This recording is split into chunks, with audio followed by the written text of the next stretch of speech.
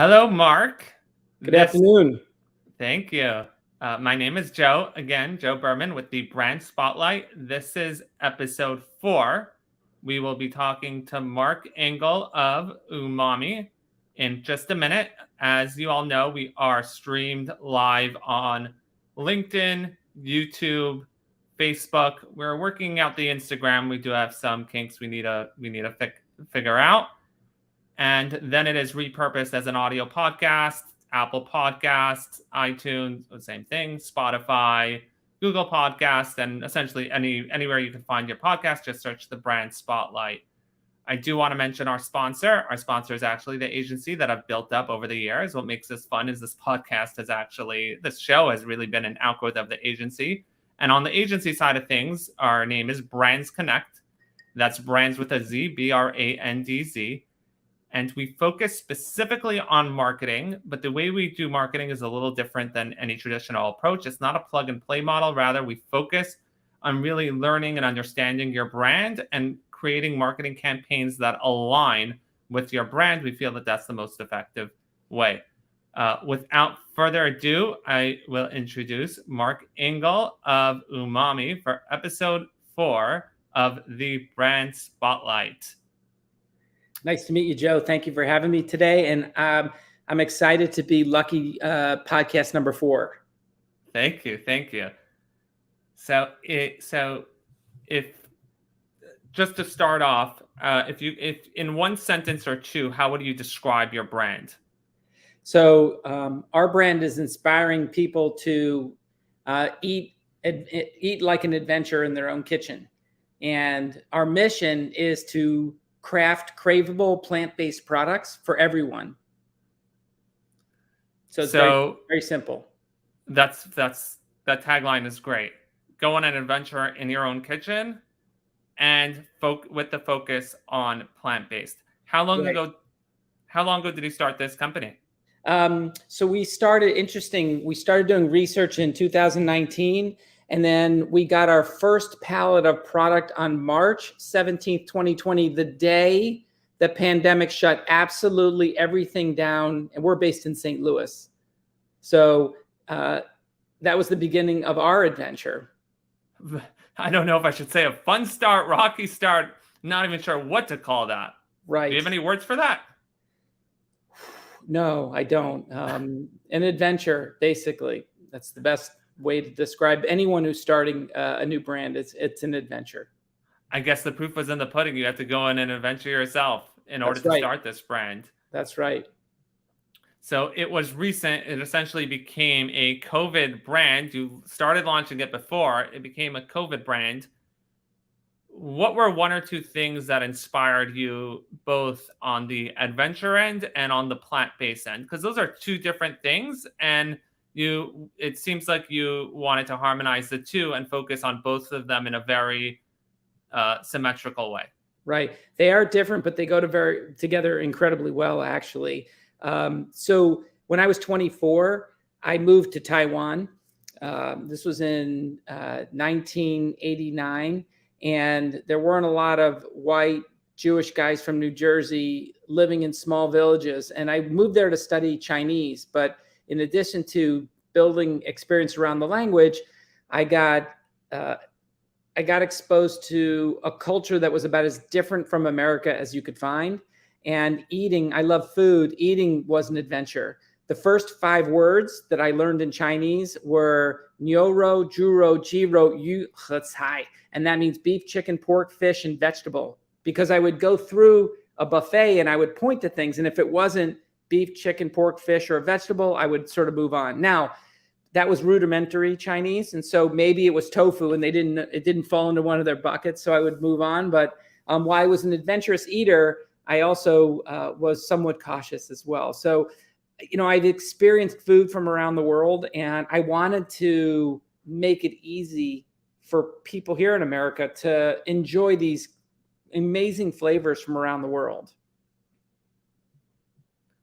Thank you. That was a great journey that you took us along. Were you a foodie beforehand? I've been a foodie. So my mother, I love her. She was not a great cook, and somehow in college, I got the bug of eating good food. So I learned to cook myself. While I'm not formally trained, I've taught cooking classes both in Minneapolis and St. Louis. And for me, I love shopping, cooking, but most importantly, feeding people. I do all the cooking for my family of 5. And it's just a great way to try new cultures, to break down barriers. I think food is just a great social exercise, eating and experimenting. It's been a lot of fun. Nice. Now, I still want to focus on the brand mission. We will move on to the actual Sure. products that you No have. problem. But how have you found, especially earlier on, it's nice that you wanted to go on this adventure. How has the market responded? Did you feel there was a need for that the market needed this, was waiting for this? You introduced them to them. How did introduce that to them? How did you see that play into the concept? Right. Well, with the pandemic, so the pandemic in this case, I think worked for us. All of a sudden, people who are normally would go out for Mexican food or Indian food or Chinese food couldn't do that. And so they were really longing for flavors from around the world. And, one of the interesting things about our product is, beginner cooks love the ease and convenience of our product, which we'll get into, of course, but experienced cooks and chefs appreciate the versatility and complexity of our product. So it meets the needs of so many people because we were very, very thoughtful in how we designed this. And so at a point in time when all the restaurants shut down, if you remember, we were giving people this opportunity to eat amazing restaurant quality food in their own home that were interested. And I think that's worked out really well for us. Thank you so much. It's interesting. Initially, when I asked you about the brand, what I heard was it was about adventure and it was about plant-based. Now I'm hearing another layer. Not just about the adventure, but also the quality aspect. I would use the word gourmet just based on the way you're describing it, but the quality aspect of not just enjoying the tasting of the quality food, but enjoying the entire process of making and tasting the quality food as a full holistic organic experience. That is I appreciate you sort of acknowledging that. Food for some people is sustenance. That's all it is. But for other people, a large group of people, it's a way of breaking bread, being at the table, bringing family together, bringing friends together. And yeah, that's what it's all about. So that's really what we wanted to encourage people to do. And people, it's on trend. We're on trend. Interestingly enough, if you look at the research, spicy is on trend. We're spicy. Global is on trend. We're global. And then the third piece that is on trend is our brand oo'mämē. What you see on the screen here is the phonetic spelling of our brand, but it's a Japanese word spelled oo'mämē, and it means the fifth taste. And this is on trend as well. And you'll see it in restaurants. They say something, this dish we build in oo'mämē, and oo'mämē is considered the fifth taste. It occurs naturally in things like Parmesan cheese, sun-dried tomato, sun-dried or dried shiitake mushrooms, or anchovies. Dried and fermented foods is where umami comes from. We get our umami from fermented black beans, and think of it, umami, as the conductor in an orchestra. It takes sweet and sour, salty and bitter, and elevates all of those flavors to a whole new level. And so we've built umami into this. So you've got 3 trends that we're really hitting on with our product: global, spicy, and this idea of umami. So I'm just trying to understand this. You add this umami flavor profile that you get however you get it, you did mention, and you add it to all your foods. And this umami profile is an enhancer, kind of like, don't shoot me, but like salt. Yes, we actually don't add salt to anything of ours. So you've heard of MSG? Yes, we were not allowed to bring home any MSG ever. That's right. So MSG is actually a chemical version of umami. It was discovered by a Japanese scientist in the early 1900s, And he discovered it because the Japanese were eating fermented foods and seaweed and dried foods. And this is where umami occurs. When you grill a steak and it caramelizes, that's umami. It's this fifth taste. And so what we did was we took fermented black beans and we put them in all of our products. That's the only ingredient that's not authentic. So in our Indian, you would never find fermented black beans in Indian, Mexican, or Moroccan food, but we've placed them in there for that umami because it gives both texture and that umami boost. Got you. So do all your products taste the same? No. I'm glad you asked that. Not only do they not taste the same, we use design thinking to bring very, very different flavors and textures. So for example, think of umami, our product, as crispy chilies, crunchy nuts and seeds, and something sweet. So crispy chilies, crunchy nuts and seeds, and something sweet. And then we said, all right, well, what does that look like in Szechuan or Oaxaca, Mexico, or Kerala, India, which is in the south, or Fez, Morocco? So for example, in Oaxaca, we took a blend of 4 Mexican chilies: ancho, guajillo, chipotle, and pasilla. So it's smoky. But then we kept whole seeds, whole cumin and coriander seeds, toasted them. So when you bite on them, you get this burst of flavor. And then we added the fermented black beans. In this case, pepitas, pumpkin seeds. And then my favorite is when you stumble on an orange peel because it's this burst of citrus. And then we finish it off with mango. So crispy chilies, crunchy nuts and seeds, and something sweet. That's Oaxaca. If you look at Fez, Morocco, I could take you through the same ingredients, but in there, everything's bigger and chunkier. So instead of— These are the names of your products? No, they're the flavors. Umami Chili Crisp is the name of the product. And our company is called Fifth Taste Foods because umami is the fifth taste, but umami is our brand. So they're all a line of 5 chili crisps. But you asked about, are they all the same? They all taste completely different because we've used authentic flavors from each of these regions. So Kerala is southern India. So think coconut, peanut, papaya, Kashmiri chilies, fennel, right? And then in the case of Fez, Morocco, a nod to the Berber lifestyle, these nomads who travel all over, everything is larger. Like the ginger are 10 centimeters. So or 10 millimeters. They're really, really big pieces of ginger, large chunks of almond, cinnamon. And so it's a nod to the Berber nomadic lifestyle. So we really tried to think through, from a design thinking perspective, what is the organoleptic experience? What's that texture like in your mouth? And it's an adventure. Every bite is different, and it's exciting. Cool.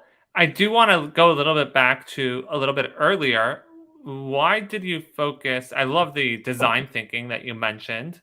That's very, very on point and trendy. I do want to get into the balance between trends and actual value in the marketplace. Yes. But a little bit before that, why did you focus on plant-based?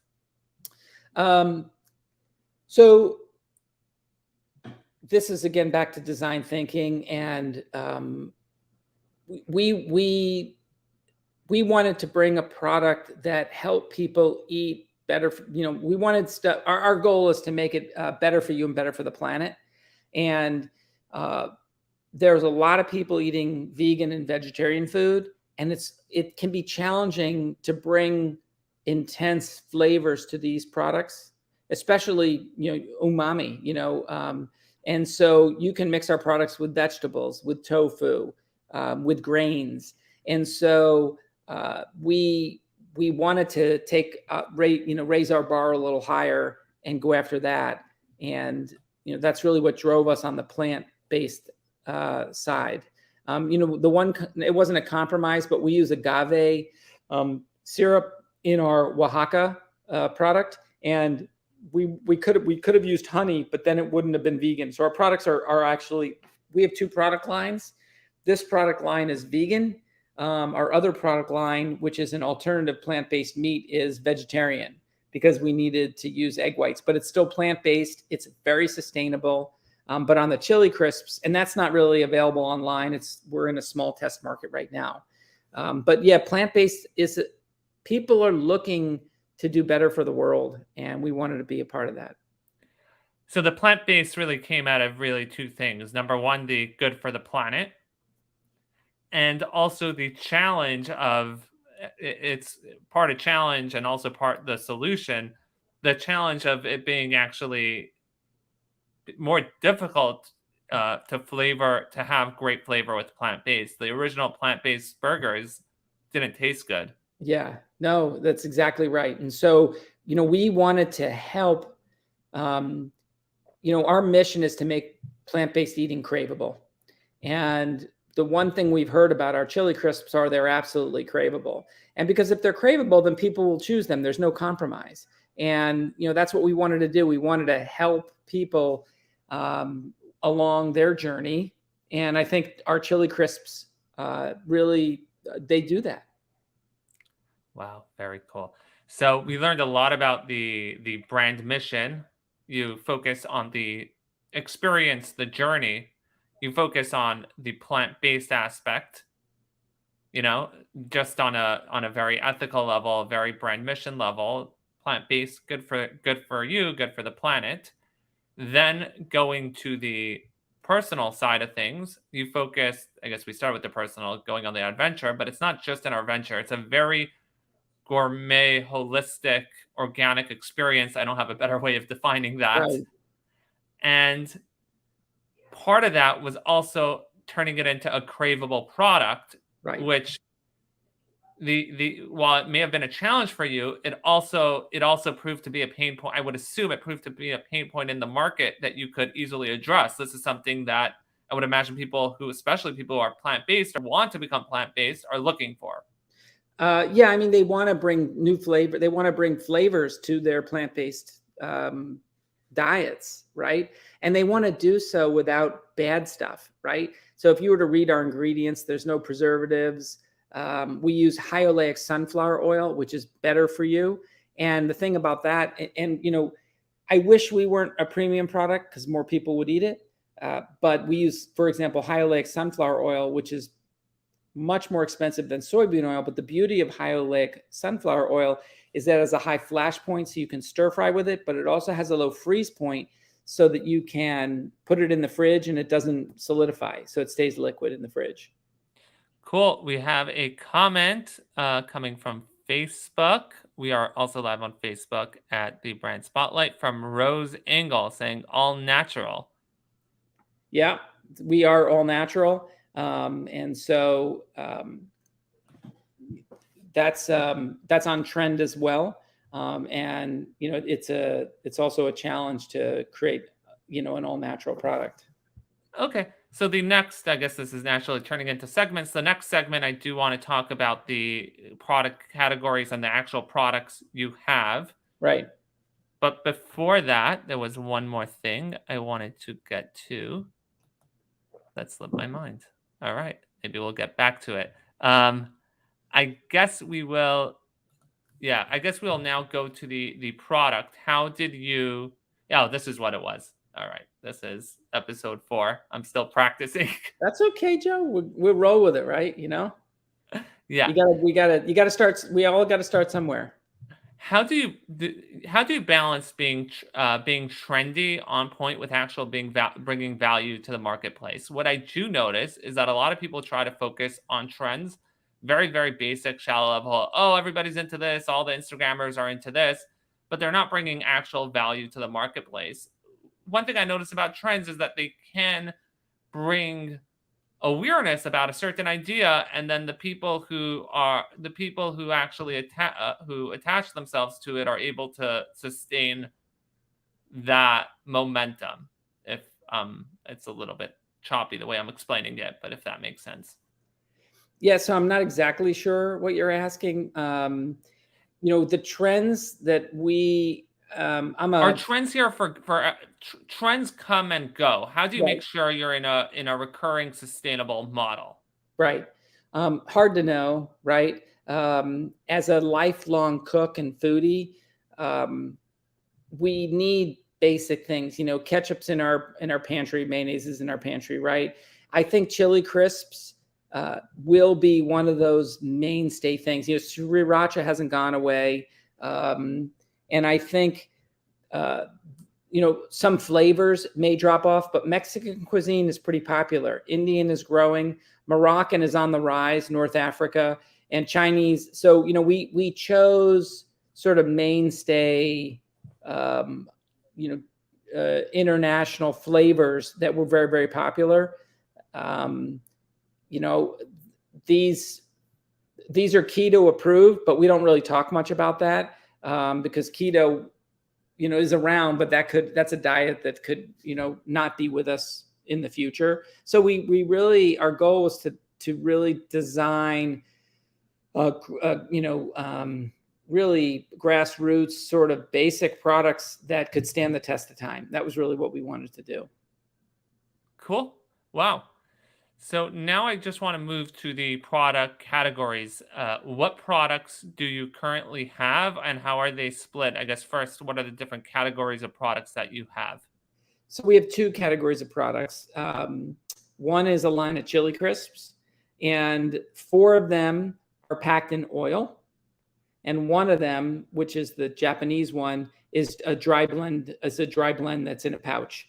And so, I'll go grab a jar. But so the oils are really the most popular. And, this isn't a, If you could just describe it for this is going to be repurposed as an audio podcast on Spotify, Apple Podcasts, etc. So if you could just describe it.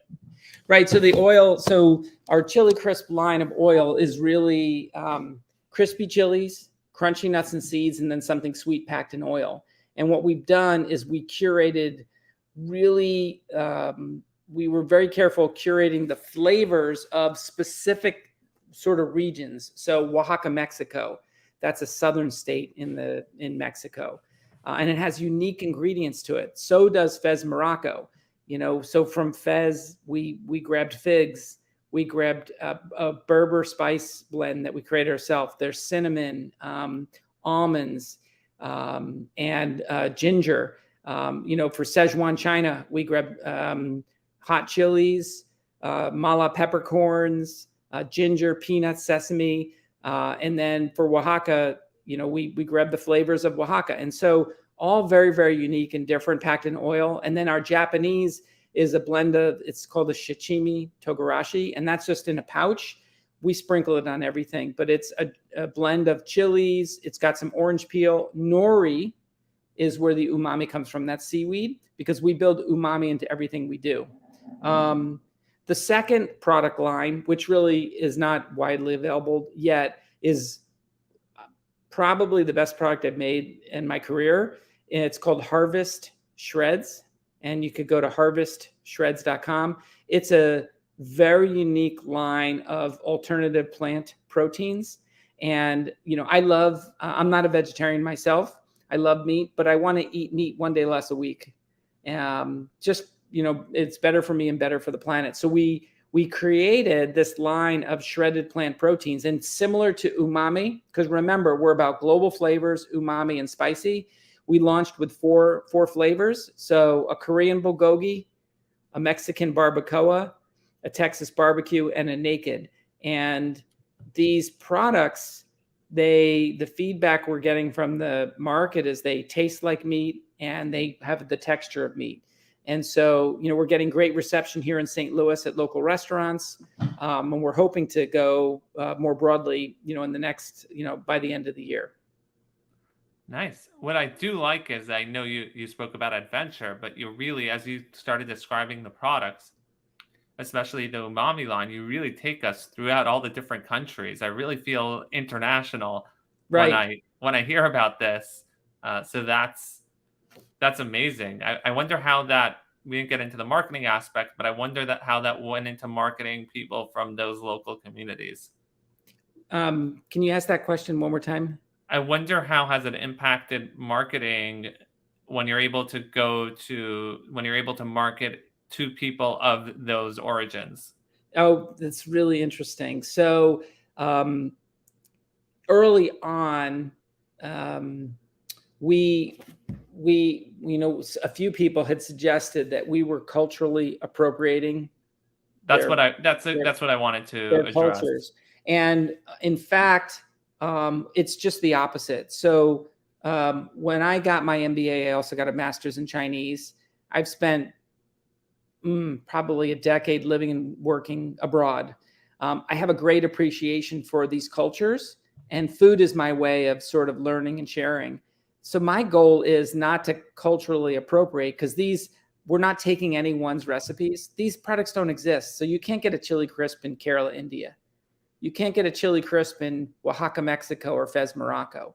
In Szechuan, you can, but we didn't take anybody's recipe. What our goal is to educate and share. So if you were to go to our website, you'd see blogs, and our goal is to educate people. It's to inform people. It's to bring people together, not to break people up. And it can be misunderstood, but we surely, had we said this is Mr.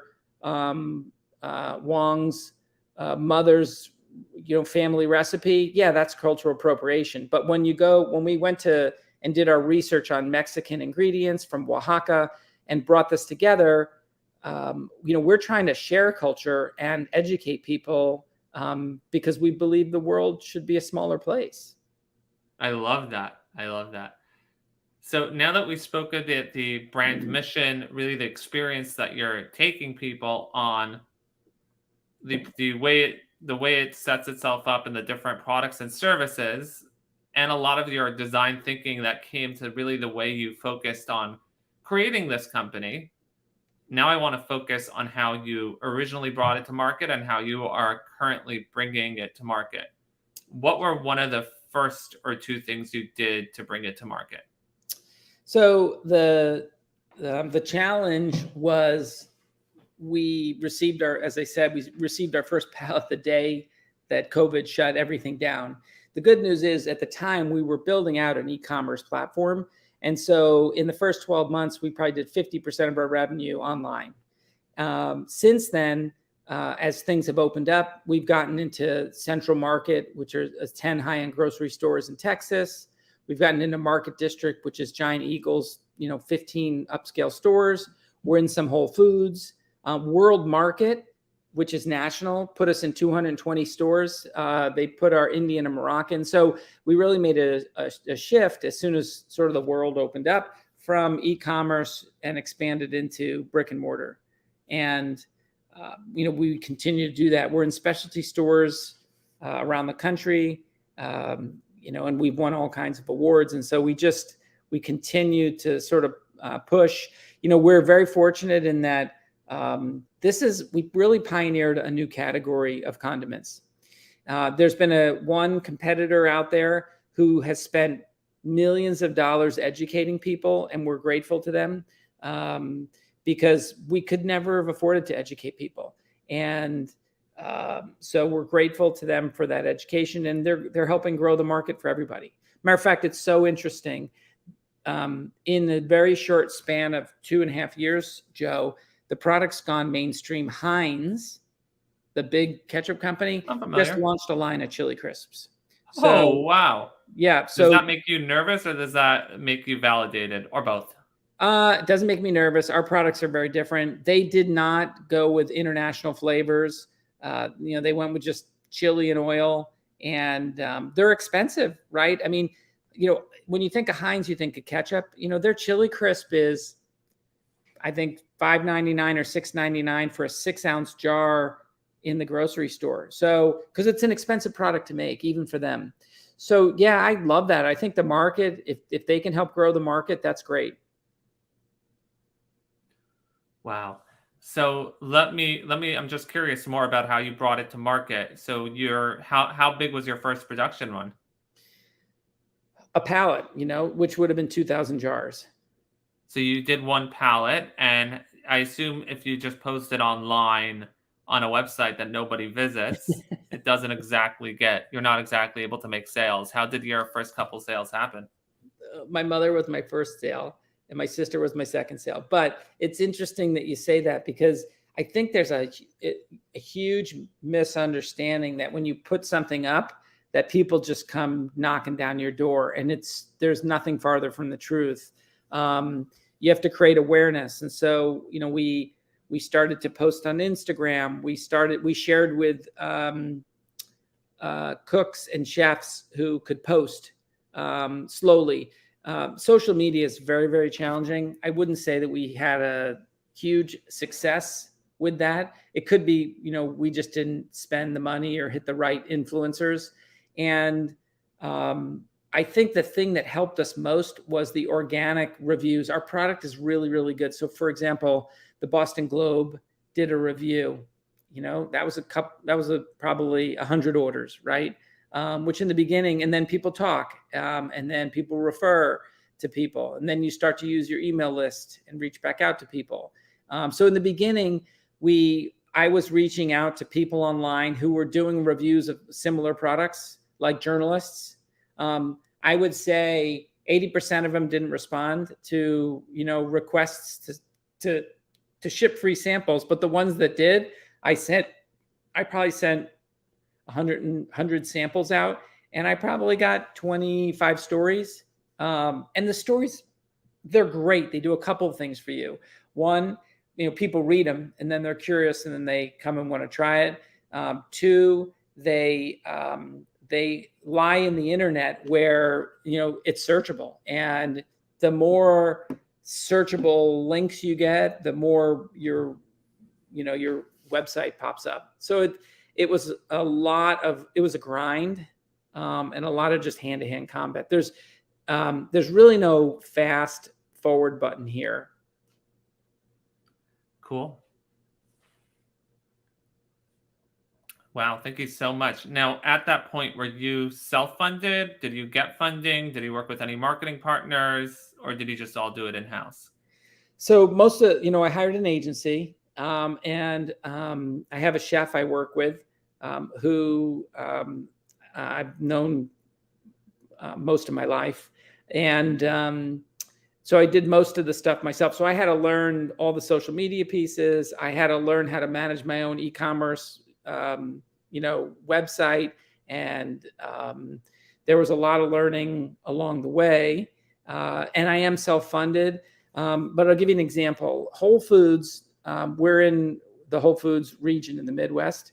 They were interested in taking us nationally, but they wanted a case of product for 400 stores, and at the end of the day, it's like $100,000, and it's not a sale, that's free, and it's got to turn. And when it sits at the shelf, it's so new and it's expensive. I didn't want to take that. I wasn't ready to take that risk. 1 second, they weren't paying for the product. They weren't funding well, they the asked purchase for orders? So for slotting, most grocery stores ask for a free first fill. You have to have deep pockets to do this, and it's expensive, and there's risk, and getting on the shelf is not even half the battle. It's like 25% of the battle. Getting people to take it off the shelf, that's hard, right? I mean, people's dollars are tight. And if it's an unknown, if they're standing at the shelf, it's impossible to educate them, even if your packaging is good. And so I think it's just hard to pioneer a new category like this. So you've just been really growing very, very slowly, very organically. Yes, I actually, not surprised. I think the pandemic had pros and cons for us. And I think it's been harder than I anticipated. And then the whole supply chain has been a disaster. So, our margins got squeezed all through COVID for a variety of reasons. And now, with the war in Ukraine, that's where 60% of the sunflower oil comes from. So we're having to rethink, our number one ingredient. And imagine this, they're not even planting fields for next year. So there's going to be like no sunflower oil in the market, or very, very little. Wow. What other regions does sunflower oil grow in? Russia and Ukraine are like responsible for 60% of the world's supply, I think, of sunflower. Where else can they grow? Probably in lots of places, but people aren't set up for it. And so lots of food companies are reformulating. We're thinking about, we want to keep a high, we want to keep a high flash point and a low freeze point. So we haven't, we bought ahead a little bit of oil, so we have enough to get us through a little bit. But at some point, we are going to have to reformulate, which is another cost and another challenge. Have you thought about investing in a farm, building your own farm out? No, that's that is a whole job in and of itself. It's hard enough to get these ingredients from around the world into a jar safely, let alone have a farm. So I get that. You're busy running your own company. Right. Yeah. Wow. That was really fascinating, the journey. A little bit more on, yeah, sorry. No, go ahead. A little bit more on your personal journey. Have you created products before this, or this is your first foray into creating products? Yeah, so I've been leading innovation and product development teams for 25 years. So, I started at General Mills after business school, worked on, many of you people probably are familiar with fruit roll-ups. So, I created new fruit roll-ups, shot TV commercials. I then moved to China with a company, and I started a center of innovation. So, I took my team through 100 Chinese homes doing research, ethnographic research, and then launching products in China. So I've spent my whole career launching products. One of the things I'm most proud of is back in 2004, we pioneered some of the work that you see today around playgrounds for children of all abilities. That was probably a really exciting sort of project. And my experience, Joe, is collaboration, both within an organization and outside, brings the best ideas. You need diversity. And in the case of these inclusive playgrounds, we partnered with St. Louis Children's Hospital and then our special school district. And I was working at a commercial playground company, and we were able to create really unique designs, really new products for that. So I've spent my career in the product development sort of world. So was marketing new to you, or bringing it to market? No, so I'm a classically trained marketer. So after business school, I was at General Mills. So I learned how to shoot TV commercials, forecast, lead a cross-functional team, build those experiences. And then I was exposed to new product development at General Mills. And that's where I got my initial training. I don't know if you're familiar with something called the stage gate process. It basically says when you're developing a product, there's a stage, and then you get to a gate and you say, do we move forward? And then there's another stage and a gate. And it's typically, there's lots of names for it, but like there's the ideation phase and then a gate. There's a development phase where you're sort of figuring it out and doing prototypes built off of your insights developed from ideation. And then there's a gate. And then there's a commercialization phase where you're like, okay, now that we made this in the kitchen, how do we scale it up? Commercialization. And then a gate. And you say, oh, we can't afford to do this. And then you could kill it or let it go. And then there's the launch phase. So, I've implemented this stage gate process in several companies. On my own, I was controlling the stages and the gates. So, I ran things in parallel, just from a speed perspective. Wow, nice. Has the product, I do want to get to marketing, but a little bit more on the product. Has the product changed from the launch of the first one to the product that is now? And what were those changes, if there were? Right. So no, product has not changed. When we started, we were going to launch, these like 5 or 6 flavors. But I think it's really important to focus.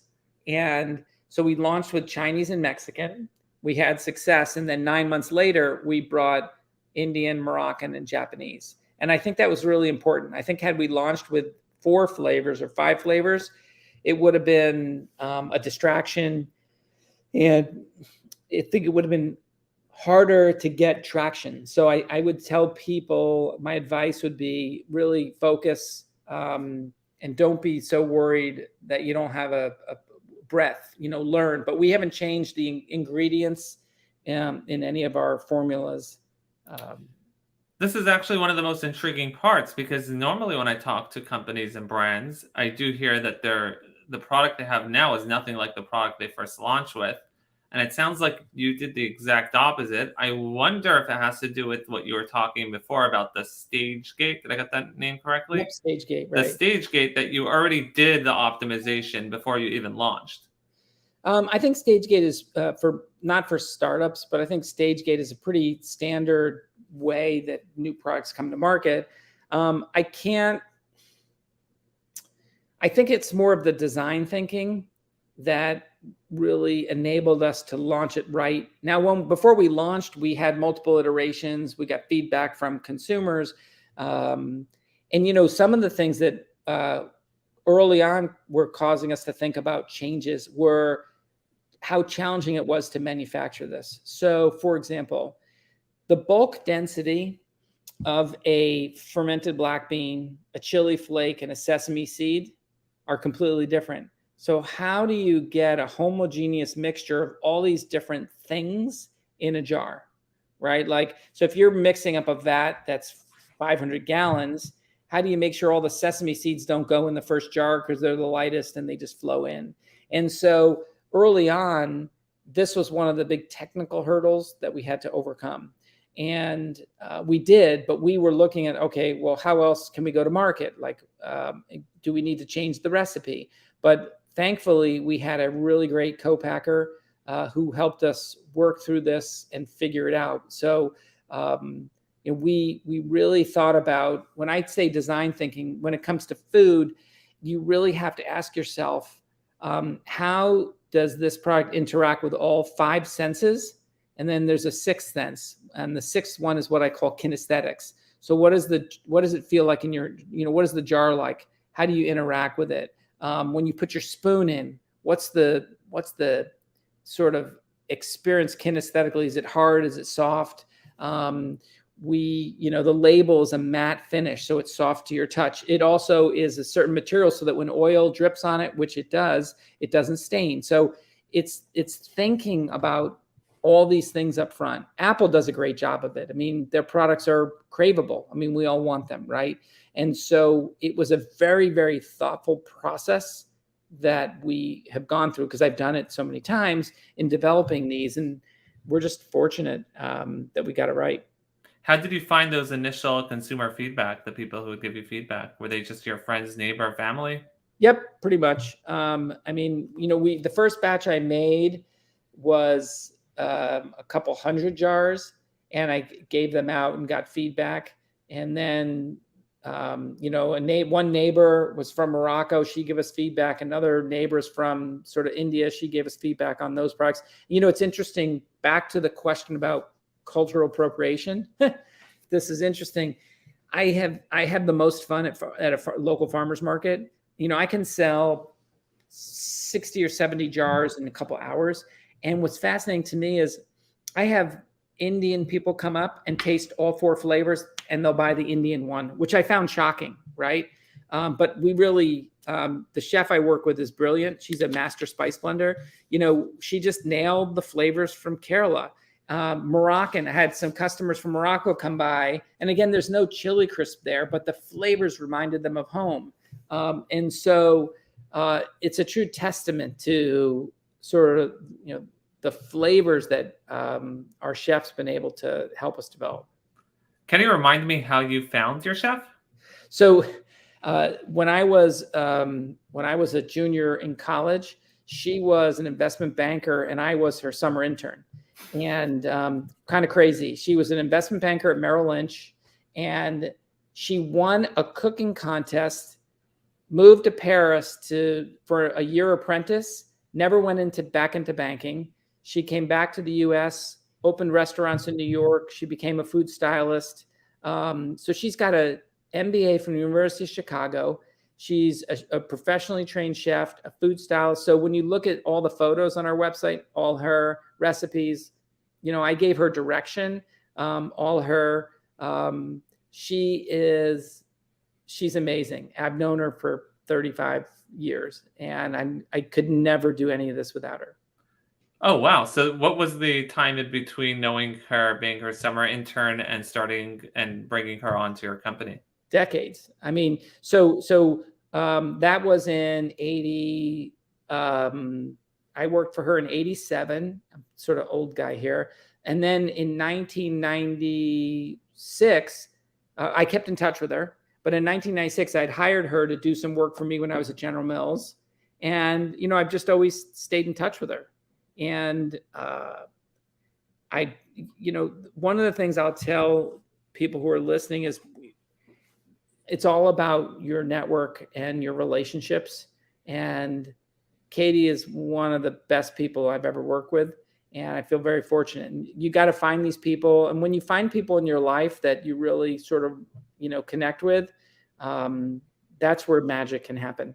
There's a high amount of trust between us. And we're committed to one another. So I think it's been great. Nice. I know you mentioned you did have an agency partner in the beginning, at least. Yes. What was that relationship like? How did you find them? Why did you choose them? And how did it go? Yeah, so they're a local group. I had not done work with them, but I knew them and I knew their work. And maybe I did a little bit of work at a previous company, but it's a husband and wife. It's called CFX here in St. Louis. And having a fair amount of experience with agencies and being a classically trained marketer, I needed an agency that was willing to collaborate and work with me because I had a point of view. I don't know design. Like they created our logo, they did our website, they did all our branding. But I had a vision of what it looked like, and they were incredibly collaborative. They included me in brainstorming, which was highly unusual for an agency. They spent a fair amount of time early on understanding the market dynamics. So I had done a lot of market research. Who is our customer? What are they looking for? Who are our competitors? How are they positioned? And so this agency, they're real thinkers. They're wonderful people, and they took an active role in being a partner. And I think it's really important in today's day and age. It's not a transaction. It's really important to have a relationship. So they took a really partnerships approach. They really took you on as a partner, so to speak, at least in terms of the work. It wasn't just about hustling marketing campaigns. It was really about learning your brand, developing your brand, and marketing for your specific brand. And I have a pretty strong personality, and they really they adapted to me and what my needs were. I mean, I was self-funding this, so I'm like, what parts can you do and what parts can I do? And most agencies want to say I want to do it all, and they have been great. Again, I wouldn't be here if it wasn't for them. And it's interesting, Joe, I will say, in most of my career, I've almost never been the bottleneck. The day in 2019 when I started this and I wrote my first check to the agency and to my chef, I've been the bottleneck ever since. I can't keep up with either of these. I call them partners. I can't keep up with either of them. If I am having them do work, they get it back to me, and I can't turn it around fast enough. They're just so fast, and the quality is so good. And it's hard for me because I've never been the bottleneck. It was a weird feeling, to be honest with you. Wow, that's so cool. So I know they focused on your branding. Any examples of some marketing campaigns they've done? This is where the self-funding comes in. We haven't done much. We dabbled in, and I know this may be not what you're looking for from an agency perspective, but we tried some Google ads. We tried some Facebook ads, and it was with limited success. And, we had the few people we talked to really didn't even understand what they didn't understand. They would say something like, well, listen, you're going to invest $1 and get $1 in sales. And I'm like, do you realize how fast I'll be out of business if $1 only gets me $1 in sales? I mean, like really fast. I'll be out of business pretty quick. But that's some of the people I spoke to, that was their understanding. They thought that was good, right? And maybe in the beginning when you're creating awareness, it is, but that's not how I structured this business. I wanted to go slow and be profitable. Now, it may not work, right? I mean, we broke even our first full year, so that was good. But I think it's challenging, right? And at some point, you have to determine which additional investments you want to make to grow the business. Cool. You spoke about a few different ways of bringing it to market. First, friends and families. Another thing you spoke about was actually doing grassroots, the tedious work of finding journalists, influencers, sending product without any expectation in return and hoping they Right. would write a story. And the other thing that I did, and it sounds like you didn't do any massive marketing campaigns. You played around with Google Ads, you played around with this stuff. I assume either it didn't work because it just wasn't long enough and you didn't have the runway. Like you mentioned that a lot of companies said, if you want it to work, you hear this in agency, if you want it to work, you have to invest. That's It's a right. nice line of thinking, but the bank has to be able to finance that investment. If there's no money in the bank, that doesn't help. It could be your lifetime value per customer could be $1 million, and they could be offering you a $10 deal. If you don't have the $10 to finance that $1 million lifetime customer, Right. the math doesn't work. Now, obviously, I'm speaking an extreme example. If you actually have those numbers, any bank would lend it to you. But I'm Right. just trying to make that point. No, I would agree with you. And it's hard for me to say, but we probably could have made better investments. One of my biggest competitor is spending millions of dollars. She's raised money. I can't for the life of me see how she's making money. Now, some people, I've spoken to quite a few CPG people.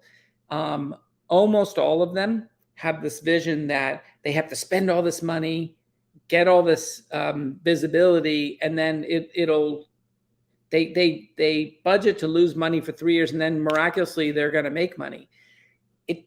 Without an exit?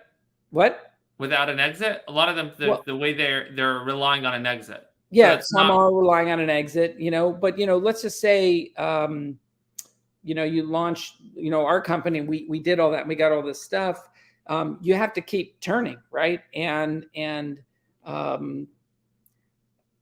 I just think I only met one entrepreneur who's self-funded, who didn't do that, and who's successful. And I think it's hard.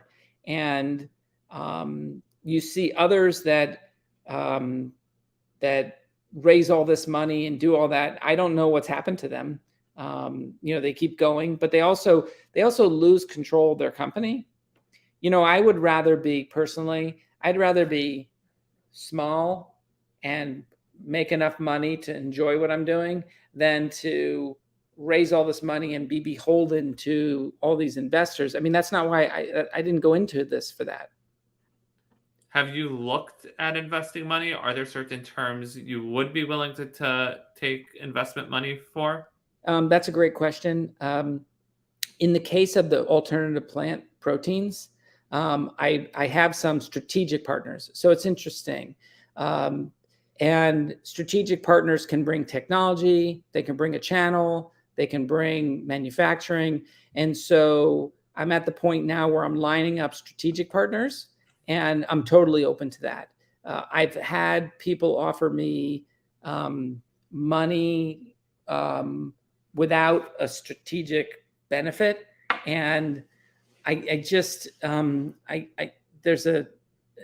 for me, that's not how I want to do this. I want people who are vested, who get it, who are going to get a benefit like access to distribution or exclusive rights to a product, or I become a conduit for them to take new technology to market. I mean, those are the kind of investments, partners. It's interesting. The model I'm working on now is in the plant-based space. Joe, you might find this interesting, but in the plant-based space, there's been over $3 billion invested. Wow. And I'm really in the last 18 months.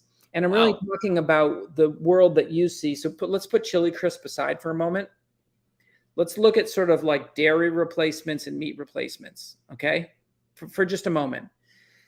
$3 billion, and everything from the seed that is going in the ground to, that results in a pea protein or a soy protein that has certain features and benefits, all the way to growing animal cells in a lab, which, by the way, I don't think consumers are ready for. So $3 billion.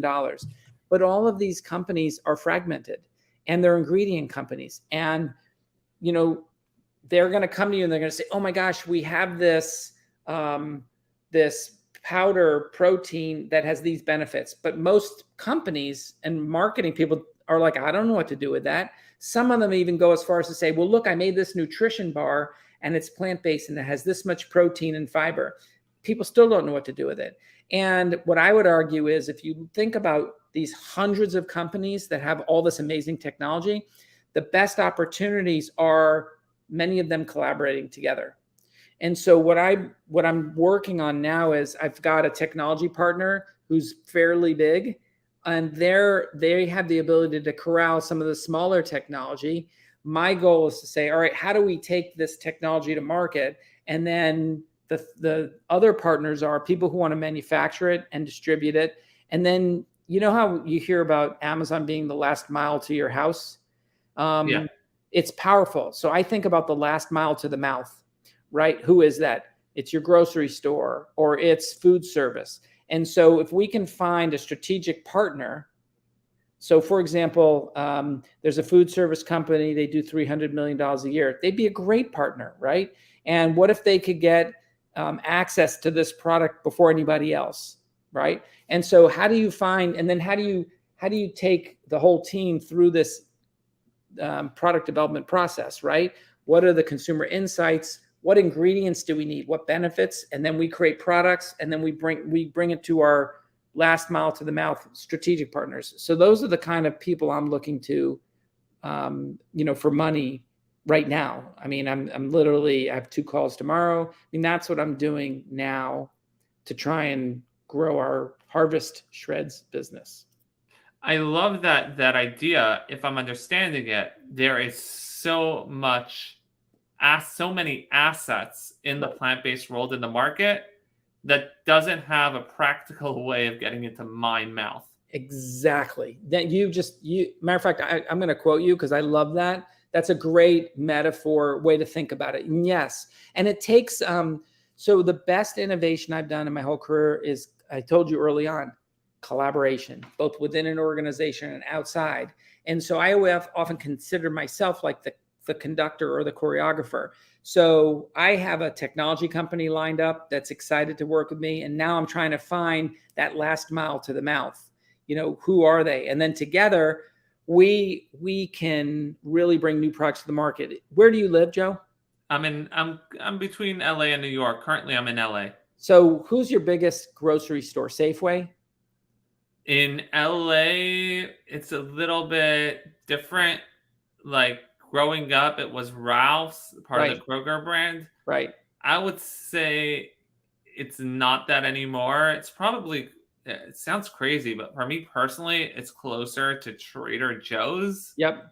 And then a few boutique places. So let's take Trader Joe's or Ralph's or Kroger's, any of these big companies. So if they're going to go follow a diet trend, I've spoken to several of them. They're senior executives. They're looking for keto products. They're looking for low carb and plant-based. That's how they're thinking about it. In the case of keto or low carb, I would argue there's a lot of stuff out there. People are bringing them solutions. But if you think about plant-based, unless they have a group of scientists on their staff who are looking at all the different proteins and all the technologies, they're going to be the receiver of a Me Too product. And I've heard this from them. Whoa, I bring it in and then all of a sudden all my competitors have it. But if they really want to do something unique and different, they need scientists on staff, and they're not going to do that. That's just not the business they're in. But what we're doing is, with our technology partner, they're the scientists. They're the ones going out and bringing together all these unique technologies based on what the consumer, the last mile to the mouth, the Safeways, the Krogers, whoever that partner is going to be for us, whatever insights we glean from there, we bring back to the technology, and we're going to be creating that kind of new product. And so it's very, very different. It's not venture funded, it's strategic partner funded. So the incentives are aligned. And it's pretty audacious what I'm trying to build, but we are getting interest from people. It's just never fast enough. So if I'm understanding it, the way we see a lot of the way we see a lot of the market goes is there's a trend, a company catches onto the trend, makes a product, and then goes to the marketplace with that product. If I'm understanding you, what you want to do is you want to work with the last mile to the mouth, the local groceries who already know the demand, they understand the demand, and reverse engineer, find scientists to actually cater to that demand. So it's not just another product that's already in the marketplace. And based on that, have an organic, holistic, profitable business, which is not pie in the air investment, VC investment money, etc. Did I understand that? You understood most of it. Let me clarify All right. though. I think a lot of companies are good at understanding without having a partner that's the last mile to the mouth. I think a lot of companies are good at understanding consumer insights. I don't want to take that away from them. What I want to say though is most companies, especially who are in the plant-based space, they may have the insight, but if they're an ingredient company, they only have one ingredient. And my argument is, it's the magic on the left side of the supply chain, because all of these ingredient companies, they don't have the insights. Matter of fact, every product I've ever created, I never told my suppliers what I was doing. You don't do it, right? Because they're selling that ingredient to everybody else. This is where the magic comes in, right? You bring them on the journey, which is what this one company I'm working with is interested in. You bring them on this journey so that they have the insights too. And my goal, by the way, is to leverage whatever this new ingredient is in this product, but it's also to help the ingredient company sell as much as they possibly can, because I'm going to be first to market with it in a unique and different way. Does that make sense? Yeah, you're taking a very market-driven approach, I shouldn't say market-driven, really consumer-driven approach to become the first to market person, so to speak, and to build up the demand and now be able to service it and now build up your suppliers as correct, the biggest person who could actually supply that. Right. And so I already have harvest shreds done. The next product, let's say the next product is a high protein cracker or cookie. High protein cookie that's unique because it has these characteristics, whatever those characteristics are. We learn that from the last mile to the mouth, Kroger. We go in and talk to their customers, we get feedback, and then we work with the technology company of ours, and then they go out and find partners who have the technology when you bring it all together, to bring something new that will allow us to create this product that is truly novel and new. Because remember I told you this $3 billion? Yes. You would be amazed at what people are working on. Like in alternative meat, the holy grail now is the future of fat systems that aren't animal fat. Wow.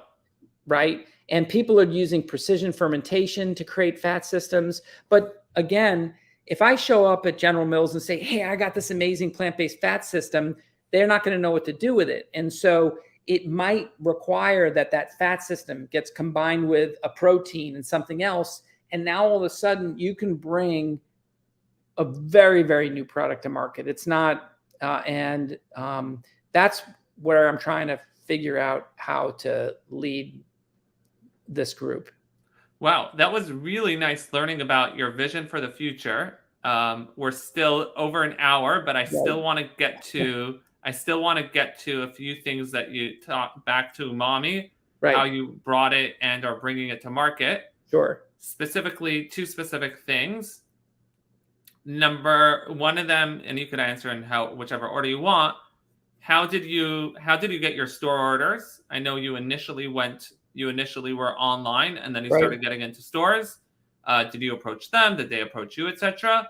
And the other thing you did allude to that farmers markets do really well.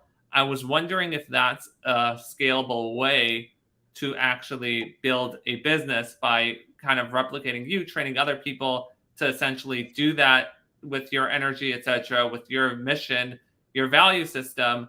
To me, the amount you said you sold sounds like that would be very, very profitable and drive consumer demand. Yes. So I'll start with that because I love farmers markets. You can sample, and this is a highly demonstrable product. When people sample it, 8 out of 10 people will buy a jar because they've never had anything like it. And the people who love spicy, they're a very adventurous crowd, which is our customer, right?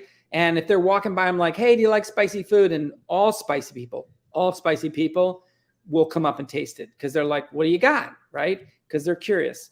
And then 8 out of 10 people, we sell a jar to. So I love farmers markets. Is it scalable? Early on, I'm like, okay, how do I create a business model where I can like send a tent and then all the marketing materials and do some training so that people all over the country can set up a stand. Now that flies in the face of farmers markets because most people want stuff that's local, right? It's like to get into our local farmers market, you have to be a local company or a local purveyor, right? But farmers markets are just amazing. It's personal. So I love farmers markets. We never scaled that way. But I think if you could figure it out, that'd be great. As far as sort of the regular grocery, it's phone calls, it's sending samples. It's picking for us. It's a premium product. It's like picking and saying like, where is this? Where would this do well? Right? Where is it going to perform? And for example, Central Market, if you're familiar with them, it's H-E-B's sort of high-end grocery stores. They literally have what's called a food journey team in every store. And they taste products. And when you walk in, you find your food journey person and they can tell you all the new products if you're looking for a flavor or something. And so during the pandemic, so I was able to get in there because they love the product. And during the pandemic, I did Zoom demonstrations. Nice. With all 10 food journey teams. And so they would get into a room, they had all their materials, they sampled the product. I told them about the brand, the journey, like you and I discussed. And it's one of our best customers. We do really, really well there. I wonder if you could actually replicate that food journey and do it for people who can set up for farmers markets. And it Yeah, I thought about that. And so I just haven't gotten there yet. And I think the challenge is not the farmers markets really want someone local. Now, what you can do is instead of having just an oo'mämē stand, you can sell this product alongside other stuff. And so it's a little harder to do. So for example, I'd have to pick a city, find a farmer's market, hope there's a website with all the vendors, and then start reaching out to vendors to see who it would fit. So it's kind of convoluted.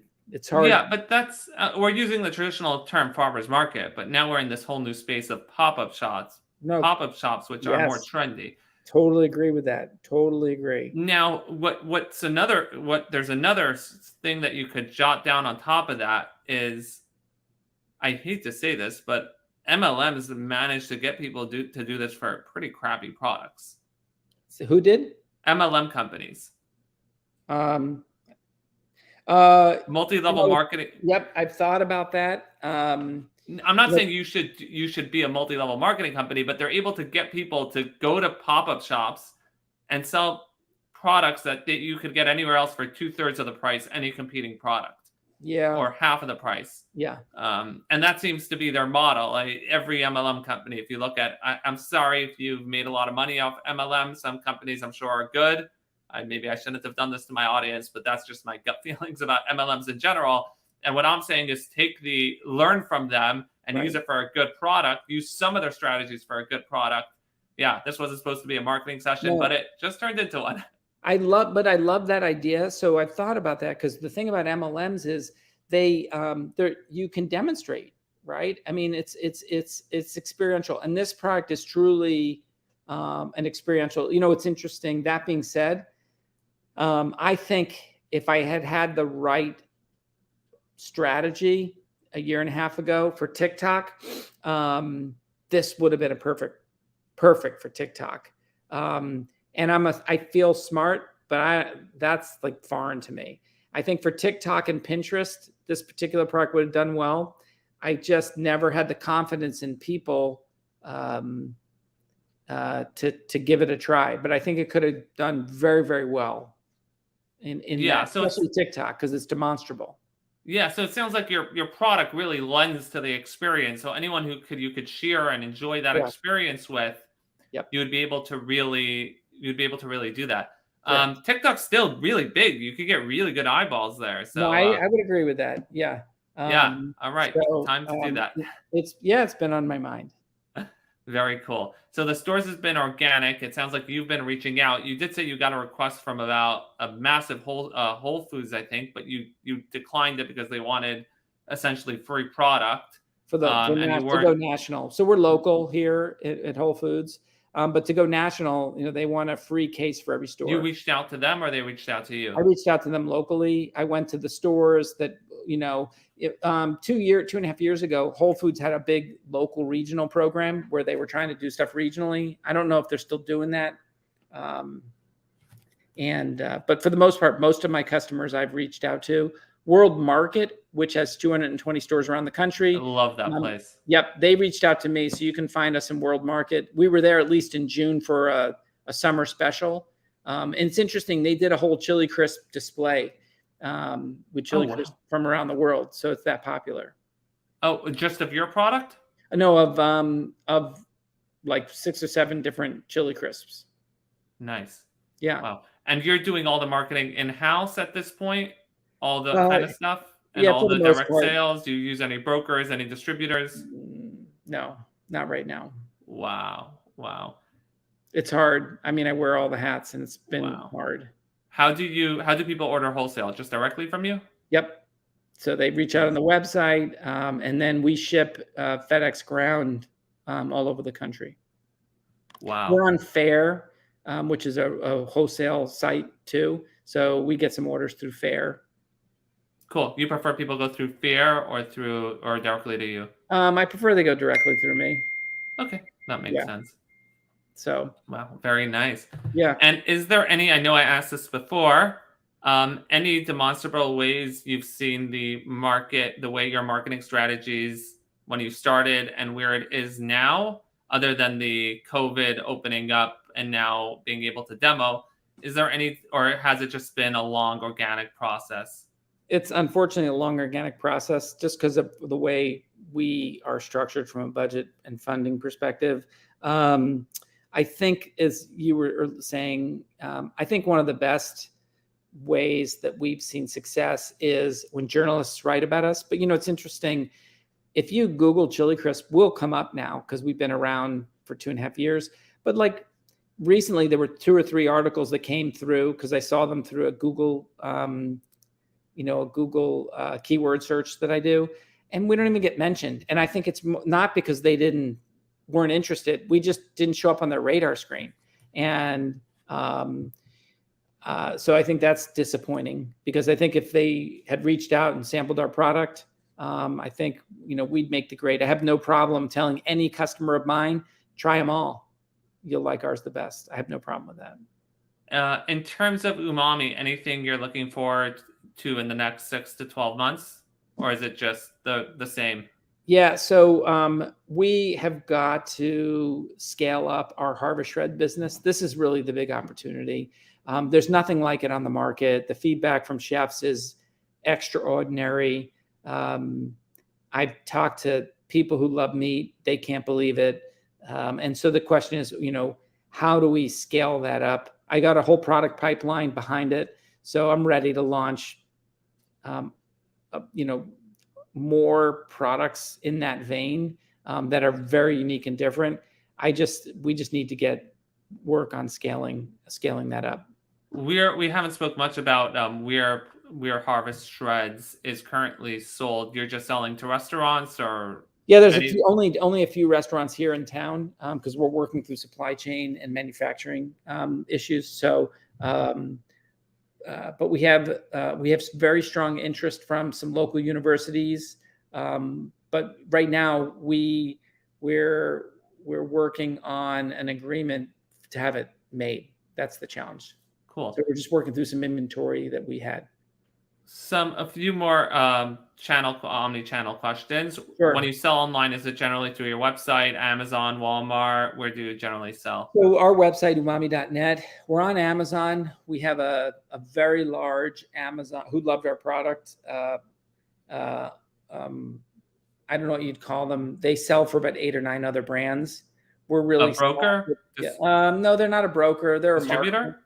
They're a marketing sort of firm, and they represent 8 or 10 other brands. They probably do 80 million a year across all their brands. They're big, but they love our product, and so they sell product on Amazon, and so there's that. We're on a couple of other smaller websites, but that's really the bulk of it online. Nice. Wow. Thank you so much for sharing your journey with us. A lot about your brand, your products, the 2 different lines, the 2 different categories in umami, the harvest shreds, your vision in general for plant-based, your technology partners, and really your hustle and your grit approach of building up umami. It's really been a pleasure to host you on episode 4 of the Brand Spotlight. I do have a little bit of a personal question. Yes. You're plant-based. Is your facility you use kosher certified? I wish. I would. The fermented black beans are the only ingredient we can't get kosher certified. I would have absolutely loved. That's a whole nother market that we could have gone into. You don't want to know how hard I worked to try and make that, but the fermented black beans were probably the most critical ingredient to what we're doing, to the experience, and I couldn't find them kosher. Do you see that changing in the future? No. They're coming from China, and I asked the supplier, and no one else makes fermented black beans? It's pretty much an Asian product, and so it's not for not having a strong interest or asking multiple times. But I think our harvest shreds, I think, I'm not sure right away, but I think there is an opportunity there that could be kosher. So I know the kosher certification agencies, hopefully you're listening. I know you fly all over the place, all around the world. I know I've seen some of you on LinkedIn even. Right. Some posting. So we're waiting for you to find a way to provide kosher certified fermented black beans. As soon as you do it, reach out to Mark from oo'mämē. For our audience, how can they find you, and any parting words of advice? Yes. So I would say if you're looking for an adventure and a party in your mouth, and you like tasting foods from around the world, we make it very easy for you to be a hero in your own kitchen. And you can just go to oo'mämē.net and we'll get products out to you right away. Thank you so much. Yes. This is episode 4 of the Brand Spotlight. We're originally streamed on LinkedIn Live, YouTube on the Brand Spotlight channel, Facebook on the Brand Spotlight page. Working out the Instagram. We still haven't done that yet. We're trying to figure that one out. And then it's repurposed to audio format for a traditional podcast on Apple Podcasts, Spotify, Google Podcasts, or wherever you find your favorite podcast app, and on thebrandspotlight.com. Have a great day. Thank you.